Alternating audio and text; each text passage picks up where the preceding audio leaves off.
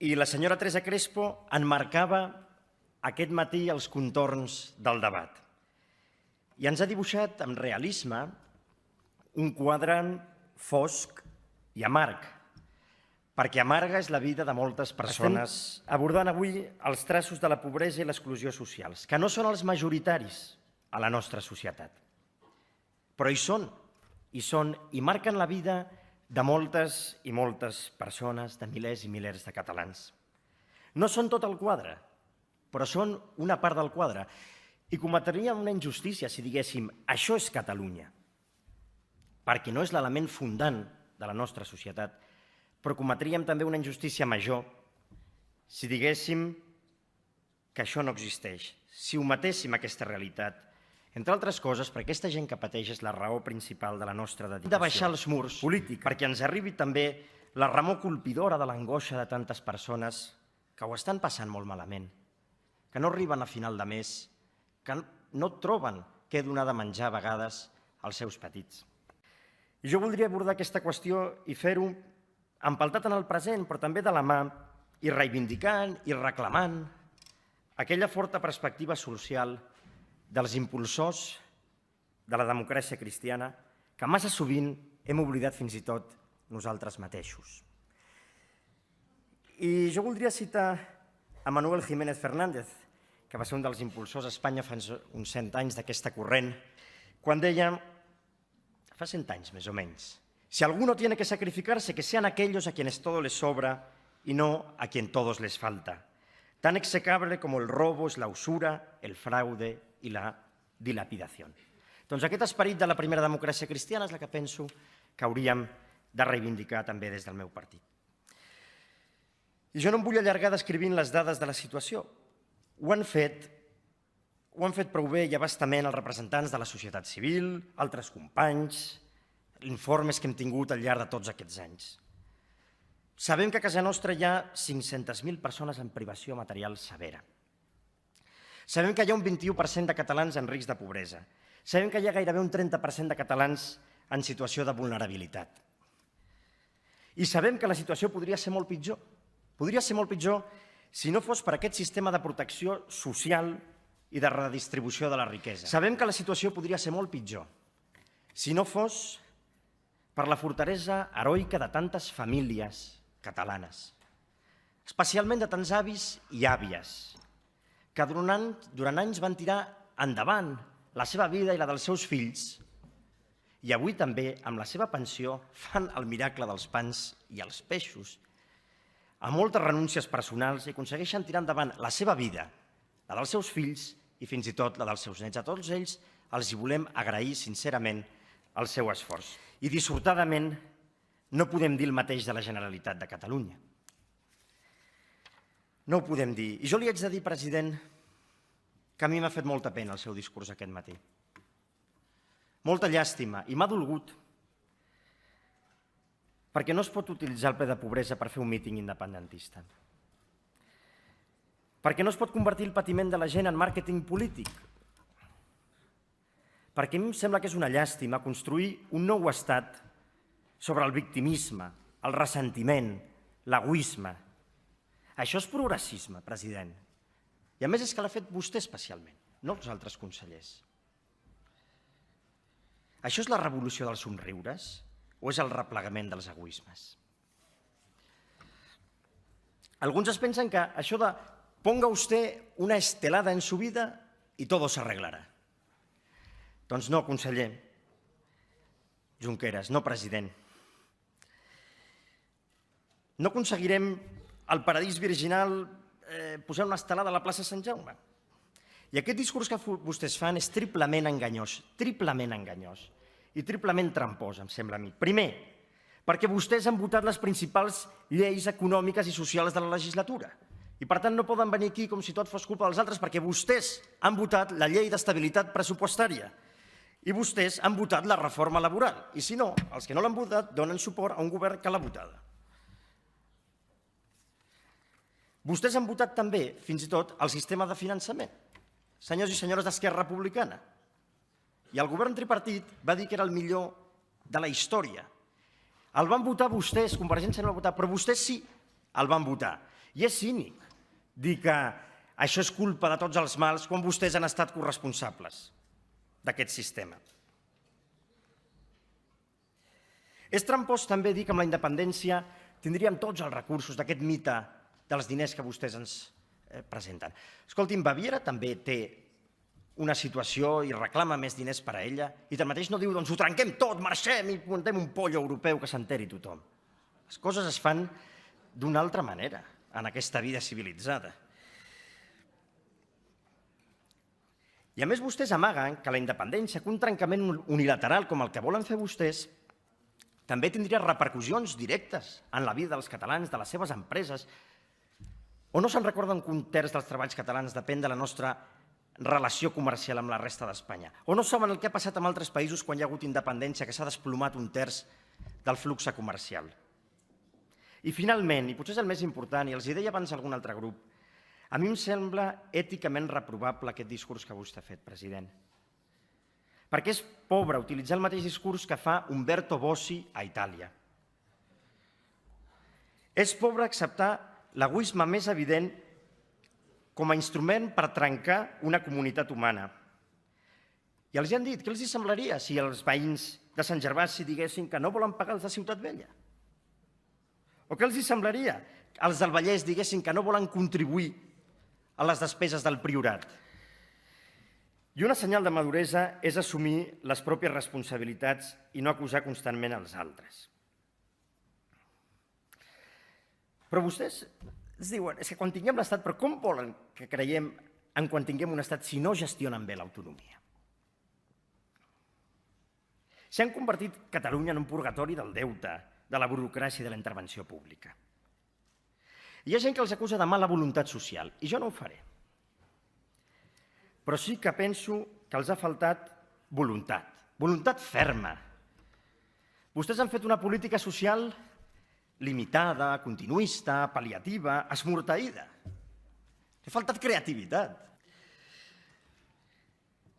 Diu, què hem fet? Home, vam aprovar una llei que vostès ens han portat al Constitucional. Veritat que sempre ens parlen de la llei que nosaltres hem portat al Constitucional? Doncs miri, jo crec que un ha de tenir l'honradesa d'aprovar mesures sobre les com té competències i no fer brindis al sol amb les ampolles del veí, perquè si no a vegades el que fa la Generalitat em recorda o em fa pensar en una persona que munta una gran festa i diu, vinga, fem una festa, i invita tots els seus amics i diu, l'adreça és, i dona la de la casa del veí. Repeteixo, vostès el que fan és com si jo organitzés una festa a tothom, invités a un munt d'amics i donés l'adreça del veí.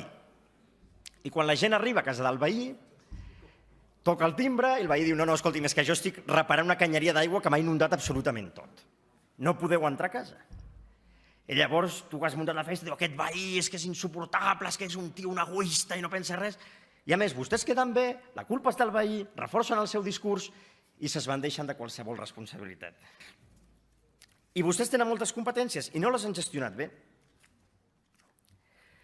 I prova és, al meu entendre, l'atenció en què han sotmès a les entitats socials.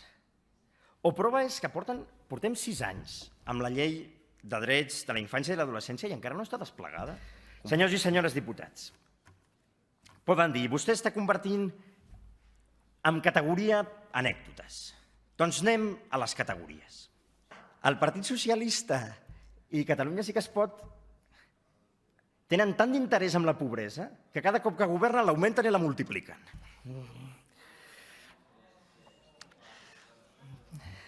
No, vostès, en qualsevol cas, sempre ens diuen, amb raó, que hem d'anar a l'arrel del problema, a l'arrel. Doncs anem a l'arrel. Quina és l'arrel de la desigualtat? Quina és l'arrel de la desigualtat? La crisi econòmica.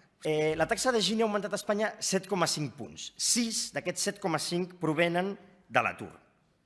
Entre 2007 i 2011, quan governava a Espanya el Partit Socialista i vostès a Catalunya, l'exclusió va créixer 5 vegades més ràpid a Espanya que a la Unió Europea. I llavors podem fer un sil·logisme de primera lògica, és dir, si la causa és la manca de treball, la primera política social és generar treball. No està la consellera, però jo li vaig dir l'altre dia en comissió, dic, m'agrada que hagin canviat el nom d'ocupació a treball, perquè l'ocupació és una cosa una mica com arbitrària, en canvi el treball és una realitat fonamental, fundant, que vertebra la vida. El treball digne com a espai de desplegament personal, de font de recursos, de vector de sentit, com a àmbit de socialització, i per això ens hem de trencar les banyes perquè la gent pugui treballar. I aquí em sembla que estem d'acord. I algú deia, hem de ser imaginatius? Doncs sí, hem de ser imaginatius, i si no funcionen les coses, doncs haurem de buscar coses que funcionin. I si hem de trencar algun esquema ideològic, doncs el trenquem. Tot. Nosaltres portem 4 anys dient la millor política social és crear ocupació, la millor política social és crear treball. I resulta que ve la consellera i diu exactament el mateix. Perquè la reconstrucció econòmica és el pressupost de la justícia social. I mirin, pot haver més política social en una mesura discreta, rigorosa, seriosa del govern que fa créixer el PIB que en un discurs brillant contra la troika i la casta. Perquè en una dècima del PIB hi poden haver milers de famílies que veuen la llum després del túnel. I davant de l'immobilisme de l'antiga esquerra i la nova esquerra, i davant de la paràlisi narcisista de la Generalitat, nosaltres hem actuat. Hem actuat i hem aprovat la reforma laboral. Sí, la reforma laboral, per cert, amb Convergència. La reforma laboral que ha permès l'entrada de milers de persones al mercat laboral. Hem fet una reforma fiscal per famílies i empreses que ha donat més poder adquisitiu. Hem fet les reformes estructurals que Espanya necessitava i érem el país que més atur creava a Europa i ara som el que més treball creem. I vostès em diran, sí, precari. Doncs saben quina és la major precarietat laboral que ha existit mai a la història de la democràcia? Quan el Zapatero va enviar 3 milions de persones a l'atur. Això sí que és precaritzar. Això sí que és precaritzar les condicions de vida de la gent. Per això nosaltres en aquest ple presentem un conjunt de mesures, una bateria de mesures per afavorir la contractació, per fer més fàcil la vida als autònoms i les petites empreses. Perquè la llibertat econòmica no és el problema, és part de la solució. Nosaltres defensem, senyors i senyores diputats, un model de llibertat i de mercat. Perquè és el millor per nosaltres i pensem que és el millor per tot el món. Doncs escolti'm, quan mirem com ha caigut la pobresa a nivell global, que s'ha reduït a la meitat en els últims 20 anys, doncs també ha estat gràcies a la globalització. Però és veritat, i tenen part de raó quan vostès ens diuen que també és part de la crisi el predomini de les finances sobre el treball i la producció. L'absolutisme de les finances. I per tant nosaltres també estem contents de treballar amb la plataforma Pobresa Zero i altres entitats en l'exploració de millores per aconseguir el que Samagni defineix com un model de mercat a la mesura de la persona. I aquí també hem de ser flexibles, i hem de ser creatius, i hem d'explorar noves vies per establir una economia inclusiva de mercat, davant una economia freda i humanament neutra, que inclogui també, per exemple, les persones amb discapacitat, que també han de ser part del teixit econòmic i del teixit social. En altres paraules, una economia de mercat veritablement lliure. Lliure també d'aquells que s'aprofiten dels seus privilegis. Fixi's, i torno al com començava, el que escrivia De Gasperi en acabar la Segona Guerra Mundial. Si aixequessin el cap alguns. La justícia demana l'eliminació d'una excessiva concentració de riquesa, l'eliminació del feudalisme financer, industrial o agrícola que obstaculitza la petita propietat. Diputats i diputades, ningú pot quedar enrere de la recuperació. I això s'orienta a la resta de les nostres mesures. I nosaltres proposem un pla de segona oportunitat per a totes les persones. Perquè mirin, i ho diré, diu, però què diu? Doncs sí, si el sistema financer espanyol, i català, català també, aquí no tot és estat bànquia, català i espanyol i europeu, si el sistema financer ha tingut una segona oportunitat, també totes les persones han de tenir una segona oportunitat. I per tant nosaltres proposem aquí un mecanisme i un projecte de segona oportunitat dotat amb 300 milions d'euros que expliquem d'on surt per ajudar aquelles persones que ho passen malament a passar una situació de dificultat, a reestructurar el deute i així poder tirar endavant la seva família. És a dir, nosaltres, aquest ple, el presentem sota la premissa que hem fet les coses econòmicament bé. S'ha fet una política econòmica encertada, que ens ha permès sortir de la crisi, crear llocs de treball, i hem de seguir en aquesta línia. I esperem que ara no es torci el rumb. I al mateix temps s'han d'ampliar les mesures socials perquè ningú quedi enrere, perquè tothom es beneficiï d'aquesta recuperació, d'acord als que han estat des del principi els valors primordials de la Unió Europea. Senyores i senyors diputats, moltes gràcies.